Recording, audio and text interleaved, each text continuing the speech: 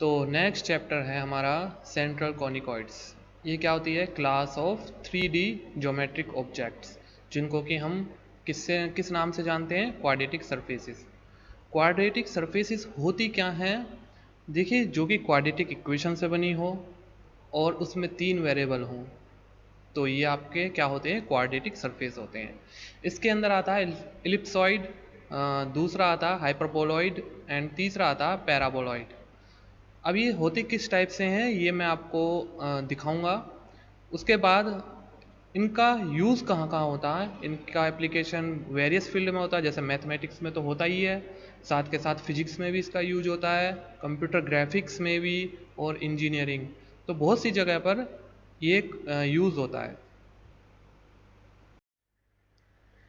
तो इलिप्स यहाँ पर सेंट्रल कोनिकॉइड की कुछ स्टैंडर्ड फॉर्म लेते हैं, और पहली फॉर्म होती है यहाँ पर मैंने जो ये दिखाया हुआ है, x square upon a square plus y square upon b square plus z square upon c square, और ये आपका इजिकल टू होता है 1।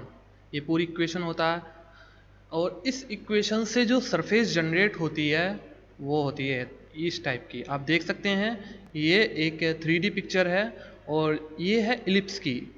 इलिप्स आपने 2D में देखा होगा, अगर इलिप्स को हम 3D में ले लें तो यही आपका किसके अंदर आ जाता है? सेंट्रल कोनिकॉइड्स। और इस फिगर का नाम है आपका इलिप्सॉइड।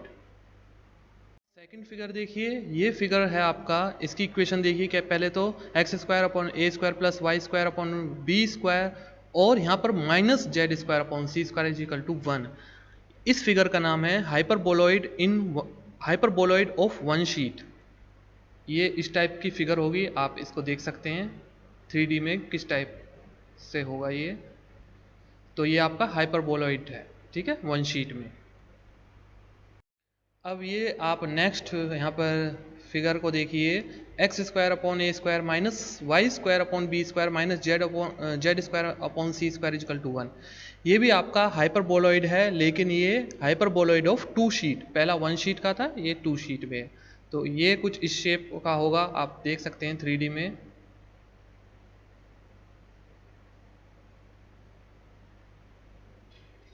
नेक्स्ट फिगर देखिए, इसकी इक्वेशन इधर देखिए क्या है, x square upon a square plus y square upon b square equal to 2z।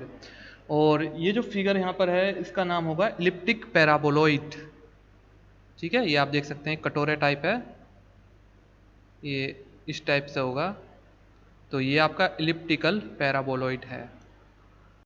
और अगर इसमें हम माइनस साइन ले लें प्लस साइन की जगह, तो आपका ये पैराबोलॉइड की इक्वेशन होगी, लेकिन ये आपका होगा हाइपरबोलिक पैराबोलॉइड। तो ये आपकी 6 स्टैंडर्ड फॉर्म थी सेंट्रल कॉनिकॉइड की। Now next topic is tangent plane. Tangent plane होता क्या है? जैसे कि मैं आप पीछे भी चैप्टर में पढ़ा चुका हूँ, टेंजेंट प्लेन कैसे निकालते हैं हम, कि जहाँ पर भी स्क्वायर वाली टर्म होती है उसको रिप्लेस कर देते हैं। जैसे कि एक्स स्क्वायर है, एक्स स्क्वायर को रिप्लेस कर देंगे x1। यहाँ पर x1 y1 z1 आपको गिवन पॉइंट होंगे, क्वेश्चन में आपको दिए जाएंगे। और अगर सिंगल कोई वेरिएबल है जैसे कि x है, तो उसको रिप्लेस कर देते हैं x प्लस x1 अपॉन 2। ये मैं पीछे बता चुका हूँ। Next is condition of tangency. Condition of tangency, कोई आपको प्लेन दे दिया गया है क्वेश्चन में, और आपसे बोला जाए कि क्या वो प्लेन ये जो कॉनिकॉइड है यहाँ पर इसको टच कर रहा है या नहीं कर रहा है। तो ये रही आपकी इक्वेशन। अगर इस इक्वेशन में रखने से वो इक्वेशन को सेटिस्फाई कर रहा है, तो इसका मतलब जो गिवन प्लेन है वो उस कॉनिकॉइड को टच कर रहा है। Next one is director sphere. अब ये डायरेक्टर स्फीयर क्या होता है? मान लीजिए कोई कॉनिकॉइड है और उसके क्या है, 3 टेंजेंट प्लेन है, और तीनों टेंजेंट प्लेन एक दूसरे को परपेंडिकुलरली, परपेंडिकुलर मतलब 90 डिग्री के एंगल पे एक दूसरे को वो कट कर रहे हैं। तो वहाँ वो जहाँ जिस पॉइंट पर एक दूसरे को कट कर रहे होंगे, जैसे कि ये एक प्लेन है और एक ये प्लेन है और एक ये प्लेन है, तो ये कहीं ना कहीं एक दूसरे को एक एक पॉइंट होगा, एक पॉइंट होगा उस पे तीन, वो पॉइंट ऐसा होगा कि तीनों के तीनों यहाँ से जो ये परपेंडिकुलर प्लेन है ये पास हो रहे होंगे। तो ऐसे पॉइंट जितने भी होंगे उनका कलेक्शन लें, तो वो जो फिगर को बना रहे होंगे, जनरेट कर रहे होंगे, वो ही आपका होता है डायरेक्टर स्पेयर। इसके बाद है नॉर्मल टू कॉनिकॉइड। अब जैसे सिंपल नॉर्मल हम पीछे पढ़ते आए हैं, बिल्कुल वही यहाँ पर डेफिनेशन है। कोई भी अगर आप टेंजेंट प्लेन लें तो जिस पॉइंट पर वो टेंजेंट प्लेन कोनिकॉइड को टच कर रहा होगा, उस पॉइंट पर उस प्लेन के परपेंडिकुलर अगर एक लाइन ले लें तो वही आपका नॉर्मल होता है। तो वही है यहाँ पर। और जो इंटरेस्टिंग बात यहाँ पर है वो ये कि एक कोनिकॉइड पर हम कितने नॉर्मल ड्रॉ कर सकते हैं, 6। तो ये आपको याद रखना है।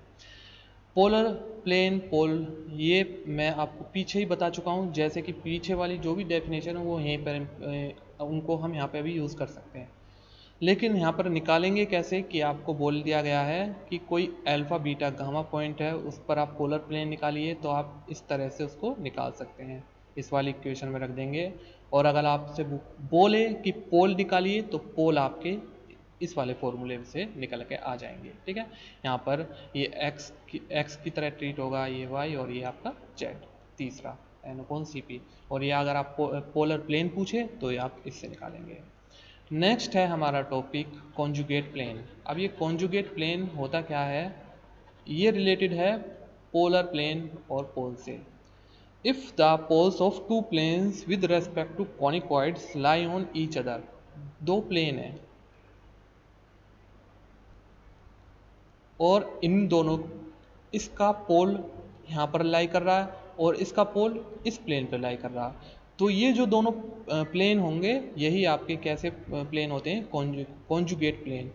कॉन्जुगेट पॉइंट क्या होते हैं, जैसे कि ये आपका प्लेन था तो इसका पोल यहाँ पर पॉइंट, पोल कहाँ पर था, यहाँ पर, तो यही पॉइंट इनके कॉन्जुगेट पॉइंट हो जाएंगे। ठीक है, दोनों पॉइंट, ये प्लेन आपके कॉन्जुगेट प्लेन और जो पॉइंट है वो आपके conjugate point. Next is locus of chord bisected at a given point. अब यहाँ पर एक आपको पॉइंट दे दिया गया है और पॉइंट इस तरह से है कि उससे जो पासिस होके कोई भी कोड जा रही है वो पॉइंट उस कोड को बाइसेक्ट कर रहा है। तो इस तरह से जो कोड से जनरेट, यहाँ पे जो भी जनरेट फिगर होगी उस फिगर की अगर आपसे इक्वेशन पूछ ली जाए तो वो कैसे निकालेंगे, वो होता है इस वाले फॉर्मूले से, t is equal to S1। अब ये यहाँ पर क्या होता है, t टेंजेंट, यहाँ पर इक्वेशन होती है टेंजेंट की, और मान लीजिए वो पॉइंट अल्फा बीटा गामा है। ठीक है, और हम जो है यहाँ पर कॉनिकॉइड है वो ये वाला ले लेते हैं, ये जो यहाँ पर लिया। ठीक है, यही कॉनिकॉइड ले लेते हैं। तो इसकी टेंजेंट की इक्वेशन क्या हो जाती है, मैंने आपको पीछे बताया था। स्क्वायर वाली टर्म क्या हो जाती है, जैसे यहाँ पे स्क्वायर है तो इसको हम क्या लिखते हैं, x1। x1 वो पॉइंट होता है जो क्वेश्चन में गिवन होता है, तो ये वाली इक्वेशन आ जाएगी a अल्फा x। ठीक है, यहाँ पे अल्फा बीटा गामा वो पॉइंट हो गया है, b बीटा y, c यहाँ पर gamma y, c gamma z, और -1। ठीक है, यहाँ पर ये z है -1, क्योंकि क्या करेंगे इस 1 को भी इधर ले लेंगे। ठीक है, हम जो है जो भी टर्म होगी उसको एक साइड कर लेंगे, इज इक्वल टू, ये तो t की इक्वेशन थी। S1 क्या है, S1 ये होता है जहाँ भी आपको पॉइंट x दिख रहा है तो उसको रिप्लेस कर देंगे अल्फा से, तो अल्फा स्क्वायर हो जाएगा यहाँ पर। ठीक है, बीटा को रिप्लेस कर, y को रिप्लेस कर देंगे बीटा से, और z को रिप्लेस कर देंगे गामा से, तो वो जो इक्वेशन बनेगी वो ये होगी। अब यहाँ पर इनको जो सोल्व करने के बाद आपको जो भी इक्वेशन मिलेगी वही आपका ये locus of the chord bisected and given point वाला होगा।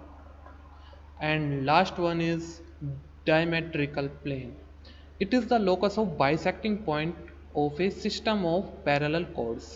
अब आपके पास कोई कोनिकॉइड है, उसमें हमने कोड को ड्रॉ कर दिया, बहुत सारी कोड्स ड्रॉ कर दी, और कोड्स किस टाइप से हैं कि वो पैरेलल हैं एक दूसरे के, तो उन सब को बाइसेक्ट, जहाँ जहाँ पर वो बाइसेक्ट हो रहे हैं उन सब बाइसेक्टिंग पॉइंट्स को अगर ले लें, उनका कलेक्शन ले, तो उनसे जो फिगर जनरेट होगी वही हमारा क्या होता है, उसी को हम बोलते हैं डायमेट्रिकल प्लेन। तो ये था आपका सेंट्रल कोनिकॉइड की थ्योरी। बाकी अगर कुछ बचा भी है तो वो हम क्वेश्चन में कवर अप कर लेंगे उसको।